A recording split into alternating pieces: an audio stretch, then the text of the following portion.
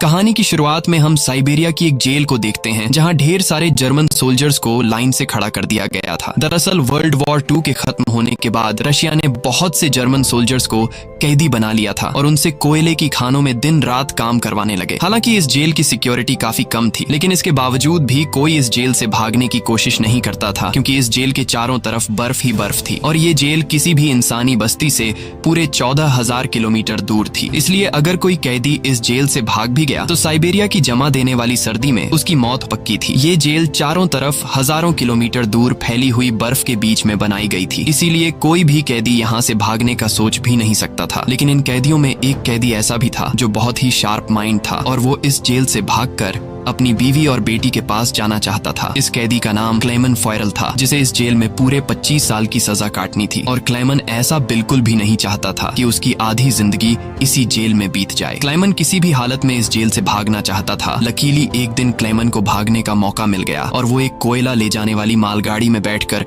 इस जेल से भाग निकला। अब जेल के बाहर जब उसने खुले आसमान में सितारों को देखा तो वो खुशी से झूम उठा, लेकिन ये खुशी कुछ ही देर की मेहमान थी। थोड़ी दूर चलने के बाद उस मालगाड़ी को रोक दिया गया और जब क्लेमन ने बाहर झांक कर देखा तो एक रशियन सोल्जर बंदूक ताने उसके सामने खड़ा था। बदकिस्मती से यहाँ क्लेमन पकड़ा गया और जेल से भागने के जुर्म में उसे एक ओपन एयर सेल में बंद कर दिया गया। सर्दी बहुत ज्यादा थी और रात में होने वाली बारिश ने क्लेमन की हालत खराब कर दी थी। उस सेल में क्लेमन को कुछ घंटों के लिए नहीं बल्कि पूरे 2 दिनों तक रखा गया। अब पूरे 2 दिन बाद अगली सुबह जेल का वार्डन उसके पास आया और उसे सेल से बाहर निकालकर उससे कुछ भी टॉर्चर नहीं किया गया। बस सिर्फ ये बोला कि तुम्हारे साथी बेसब्री से तुम्हारा इंतजार कर रहे हैं। अब जब क्लेमन अपने साथियों से मिला तो वो सब लाठियां और डंडे लेकर उसका इंतजार कर रहे थे। वो सब क्लेमन पर बहुत गुस्सा थे क्योंकि क्लेमन के भागने की वजह से उन सबको पिछले 2 दिनों से भूखा रखा गया था। और क्लेमन को अब वार्डन की बात समझ में आ गई कि उसने क्यों कहा था कि तुम्हारे साथी तुम्हारा इंतजार कर रहे हैं। अब क्लेमन को देखते ही बाकी कैदियों ने उस पर हमला कर दिया और उसे बहुत बुरी तरह से मारा। इस मारपीट में क्लेमन इतना जख्मी हो गया कि उसे जेल के हॉस्पिटल में एडमिट करना पड़ा। इस जेल का डॉक्टर भी एक जर्मन कैदी था। जैसे ही क्लेमन होश में आया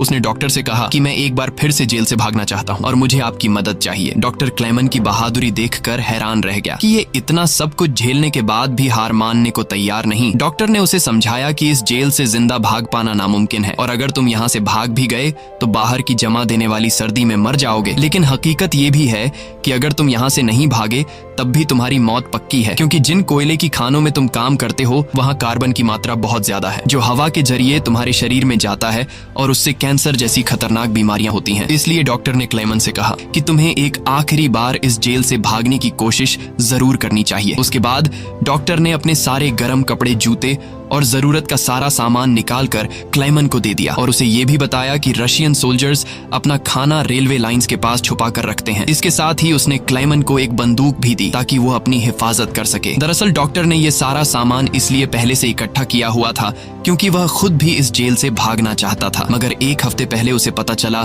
कि वह कैंसर का मरीज है और उसके पास 1 महीने से ज्यादा वक्त नहीं है। अब उसने क्लेमन को एक लंच बॉक्स दिया और कहा कि अगर तुम जिंदा बच गए तो मेरी फैमिली तक ये लंच बॉक्स पहुंचा देना और कहना कि मैं इस दुनिया में अब नहीं रहा। यहाँ एक बार फिर से रात के अंधेरे में क्लेमन दोबारा भाग निकला और इस बार उसने मालगाड़ी की बजाय पैदल चलने का फैसला किया। वो पूरी रात पैदल चलने के बाद सुबह भी चलता रहता है क्योंकि उसे डर रहता है कि कहीं रशियन सोल्जर उसे पकड़ न लें। अब जब सुबह वार्डन को पता चला कि क्लेमन जेल से फरार हो चुका है तो वो सीधा डॉक्टर से पूछताछ करने उसके कमरे में पहुंचा, लेकिन उसके पहुंचने से पहले ही डॉक्टर ने अपनी जान ले ली थी क्योंकि उसे पता था कि क्लेमन के भागने की खबर सुनने के बाद वार्डन मुझे बहुत तड़पा तड़पा कर मारेगा। इसके बाद वार्डन ने कई रशिया सिपाहियों को क्लेमन की तलाश में भेजा और उसे जिंदा पकड़कर वापस लाने का हुक्म दिया, लेकिन कई दिनों की तलाश के बाद भी उसे क्लेमन का कोई पता न चल सका। क्लेमन की खुशकिस्मती ये थी कि बर्फबारी स्टार्ट होने की वजह से उसके पैरों के निशान मिटते जा रहे थे, जिससे क्लेमन को ढूंढना मुश्किल पड़ रहा था। अब सबको लगने लगा कि क्लेमन इस सर्दी में जमकर मर चुका होगा, मगर वार्डन मानने को तैयार नहीं था क्योंकि वार्डन जानता था कि क्लेमन बहुत स्ट्रॉन्ग है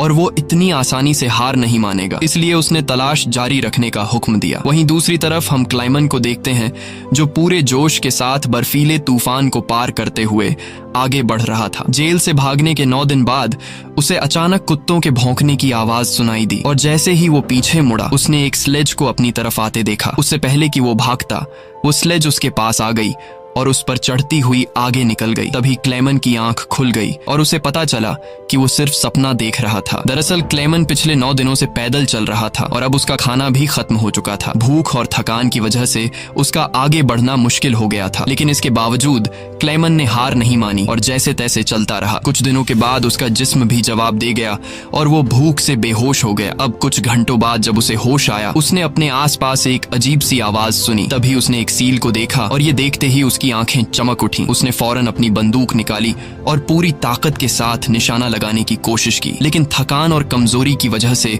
उसका निशाना गलत हो गया और वो सील वहां से भागने लगी। क्लेमन, जिसे कई दिनों बाद जिंदा रहने की एक छोटी सी उम्मीद मिली थी, वो इस उम्मीद को हाथ से नहीं जाने दे सकता था। क्लेमन फौरन उसके पीछे दौड़ा, लेकिन दौड़ते वक्त क्लेमन बर्फ टूटने की वजह से पानी में गिर जाता है, जिससे उसके पैर में चोट आ जाती है। लेकिन जख्मी होने के बावजूद वो सील का पीछा करने लगा। क्लेमन जैसे ही गोली चलाने वाला था, वो सील एक चट्टान के पीछे छिप गई। क्लेमन और आगे बढ़ता है और सील को दोबारा देख लेता है। उससे पहले कि वो पानी में जाती, क्लेमन ने अपनी आखिरी गोली चलाई और खुशकिस्मती से वो गोली उसे लग गई। ये देखकर क्लेमन खुशी से झूम उठा, क्योंकि अब सफर के दौरान उसे खाने की फिक्र नहीं थी। कई दिनों के बाद क्लेमन ने पेट भर कर खाना खाया और थोड़ा आराम करके अपना सफर जारी रखा। अब इतने लंबे सफर में क्लेमन बिल्कुल अकेला था और उसके चारों तरफ बर्फ के अलावा कुछ भी न था। इस माहौल में उसकी दिमागी हालत खराब हो सकती थी, इसलिए वो खुद से बातें करता और पॉजिटिव बातें कहकर खुद को आगे बढ़ने के लिए मोटिवेट करता। इसके साथ ही वो हर वक्त कैंपस के जरिए अपने रास्ते को देखता है, ताकि वो इस बर्फीली वादी में कहीं खो न जाए। इसी तरह दिन गुजरते गए और फिर महीने, लगातार 2 महीने चलने के बाद क्लेमन को इस बर्फीले मैदान में एक छोटा सा पेड़ दिखाई दिया। इस पेड़ को देखकर क्लेमन इतना खुश हुआ कि जैसे उसे कोई खजाना मिल गया हो और वो भागकर उस पेड़ को गले लगा लेता है। दरअसल ये पेड़ इस बात की निशानी थी कि क्लेमन लगातार 2 महीने चलने के बाद अब ये बर्फीला मैदान क्रॉस कर चुका है और आगे जंगल शुरू होने वाला है। थोड़ा ही आगे चलने के बाद ठीक वैसा ही हुआ जैसा उसने सोचा था। अब यहाँ से जंगल शुरू होने वाला था। बर्फ का इलाका खत्म हो रहा था। वो जंगल में बहुत खुश था। वो लकड़ियां इकट्ठा करके आग जलाता है और कई महीनों बाद पहली बार सुकून से सो जाता है। पर अगला दिन उसके लिए सुकून का था या नहीं, ये कोई नहीं जानता।